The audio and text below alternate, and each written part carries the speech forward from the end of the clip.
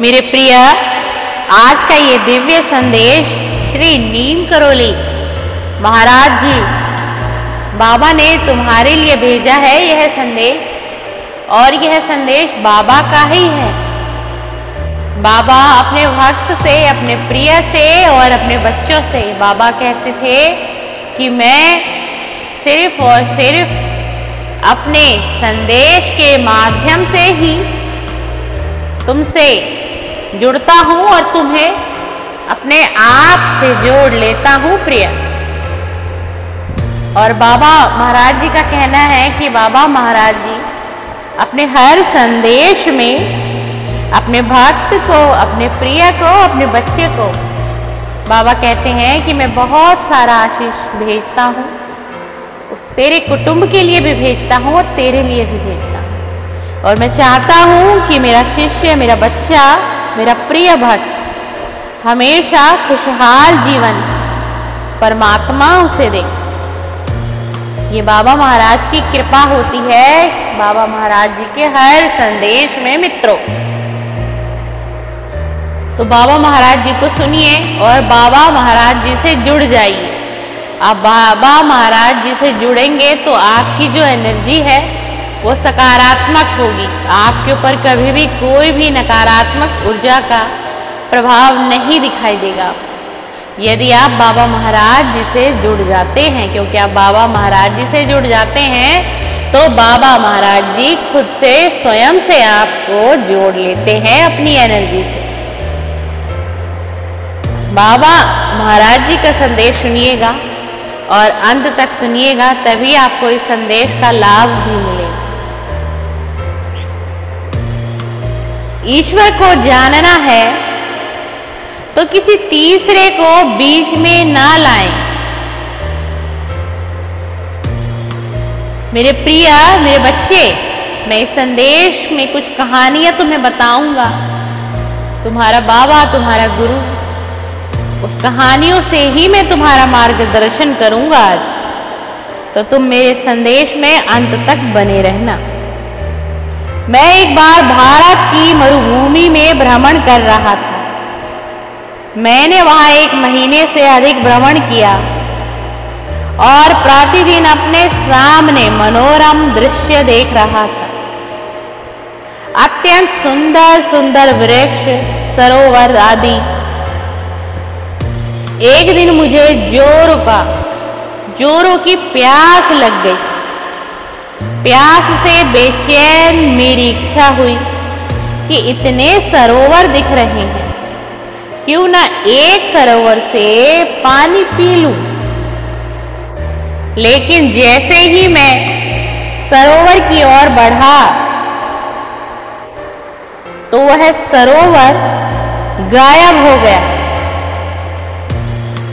उसी समय मेरे मस्तिष्क में मानो जोरदार झटका लगा और यह ज्ञान हुआ कि सारा जीवन जिस मरीचिका की घटनाएं पढ़ता रहा हूं, यह वही मरीचिका है। तब मैं स्वयं की मूर्खता पर हंसने लगा और यह सोचे जा रहा था कि पिछले 1 महीने से मैं यह सब सुंदर दृश्य और सरोवर को देख रहा था। उस समय नहीं समझ सका कि यह मरीचिका है। दूसरे दिन सुबह में फिर चलने लगा, वही सरोवर और सब दृश्य मुझे फिर से दिखाई पड़ने लगे प्रिय। लेकिन उसी क्षण ज्ञात हुआ मुझे कि वह तो सिर्फ मरीचिका है। एक बार जान लेने के बाद भ्रम उत्पन्न करने वाले कारण और शक्ति नष्ट हो गई। इसी प्रकार यह जगत भ्रांति एक दिन हटेगी प्रिया। यह समस्त ब्रह्मांड एक दिन हमारे सामने से गायब हो जाएगा और तुम देखते रह जाओगे। इसका नाम ही प्रत्यक्षानुभूति या साक्षात्कार है। प्रत्यक्षानुभूति वह अनुभव है जो किसी वस्तु, घटना या स्थिति को प्रत्यक्ष रूप से हम अपनी इंद्रियों के जरिए अनुभव करते हैं, न कि किसी तीसरे व्यक्ति या किसी अन्य माध्यम से प्राप्त जानकारी के आधार पर। यह अनुभव सत्य और वास्तविक होता है क्योंकि इसे हम स्वयं महसूस करते हैं प्रिय, और यह हमारे अनुभव के क्षेत्र में आता है।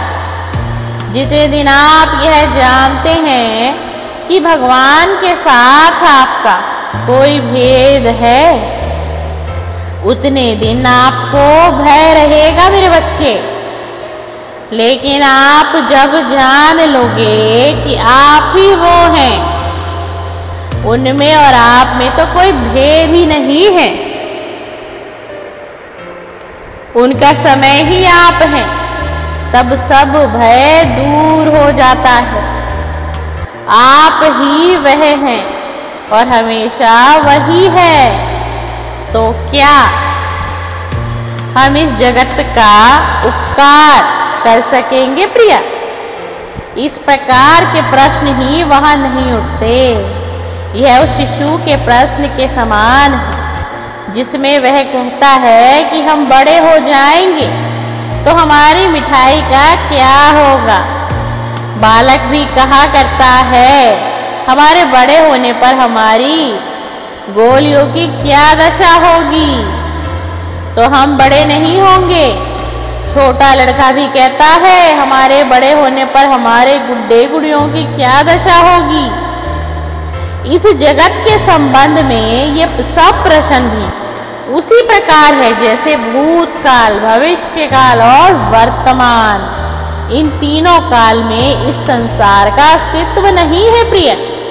यदि हम आत्मा का यथार्थ स्वरूप जान पाएं, यदि हम जान पाएं कि इस आत्मा के अतिरिक्त और कुछ भी नहीं है, जो कुछ है सब स्वप्न मात्र है, भ्रम है और उसका वास्तव में अस्तित्व नहीं, तो इस संसार का दुख, पाप, पुण्य कुछ भी हमें परेशान नहीं कर पाएगा।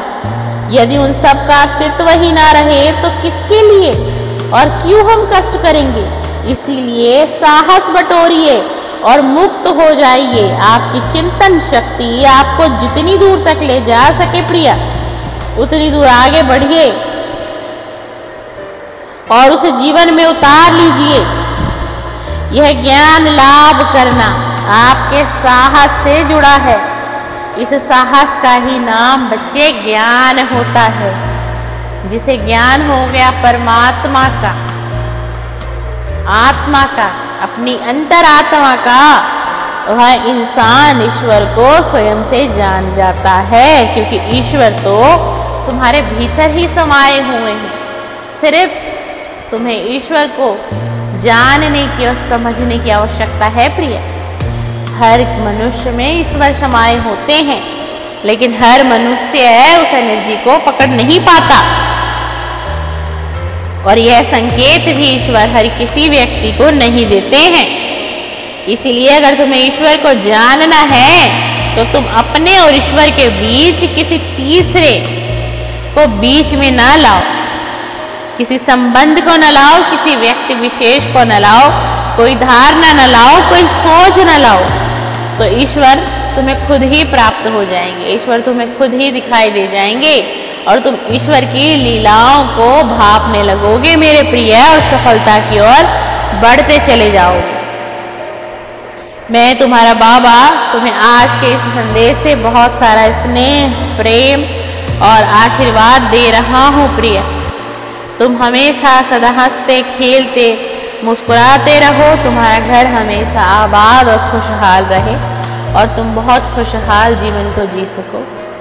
और तुम ऐसे ही समाज के लिए भी मदद के कार्य करते रहो। तुम लोगों की मदद करोगे, वो परमपिता परमेश्वर तुम्हारी मदद करेंगे, तुम्हारी योजना बनाएंगे, तुम्हें आगे पहुंचाएंगे और तुम्हारा परिवार भी सुखी रहेगा मेरे प्रिय, सदा सुखी रहे। तुम हमेशा खुश रहो। सीताराम।